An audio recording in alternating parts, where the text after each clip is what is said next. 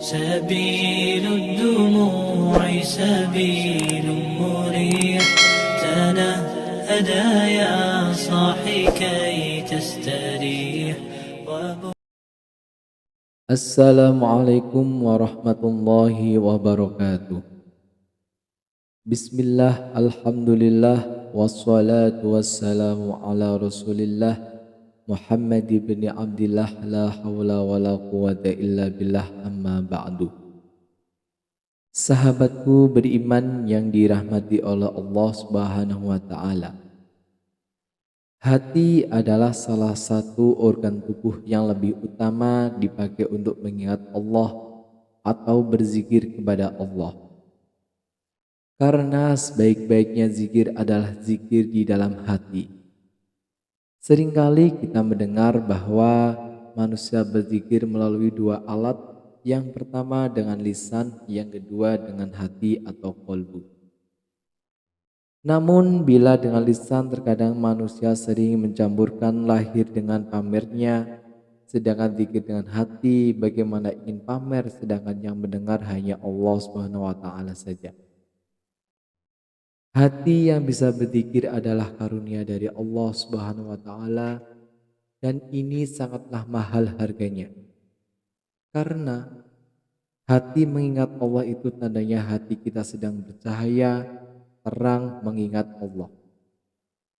Namun banyak sekali hati yang gelap, susah sekali mendapatkan sinyal ma'rifat dan begitu keras sehingga sulit untuk menghubungkan kepada Allah Subhanahu wa taala.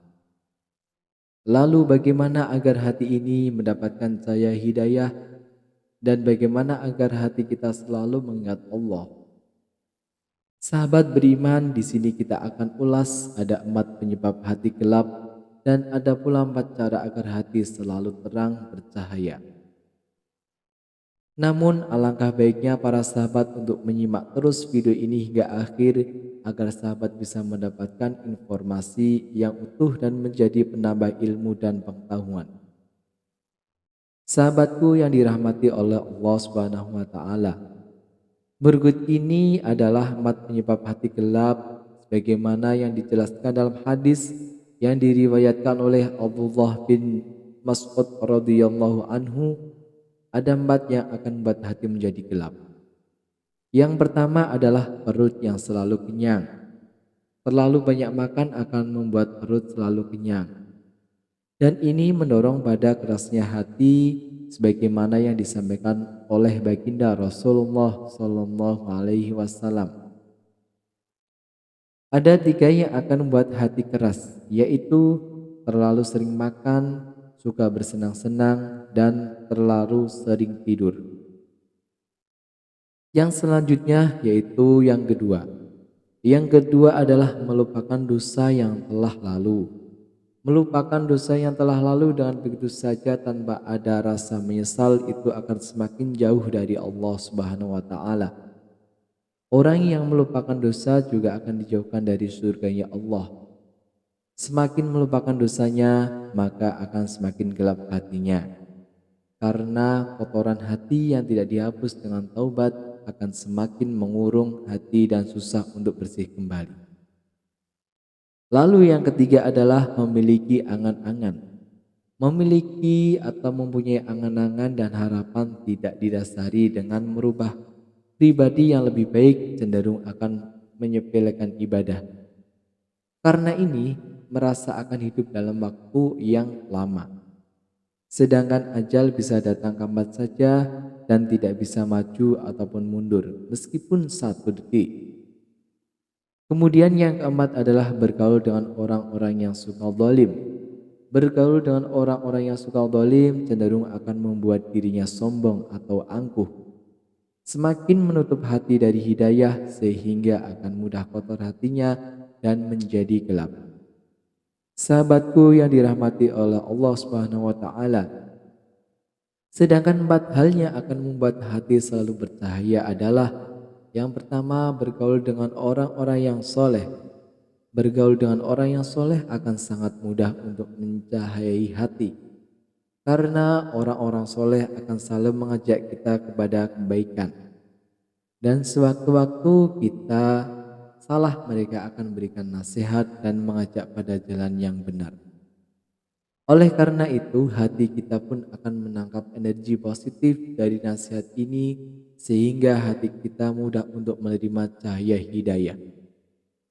Lalu yang kedua adalah mengingat dosa di masa lalu.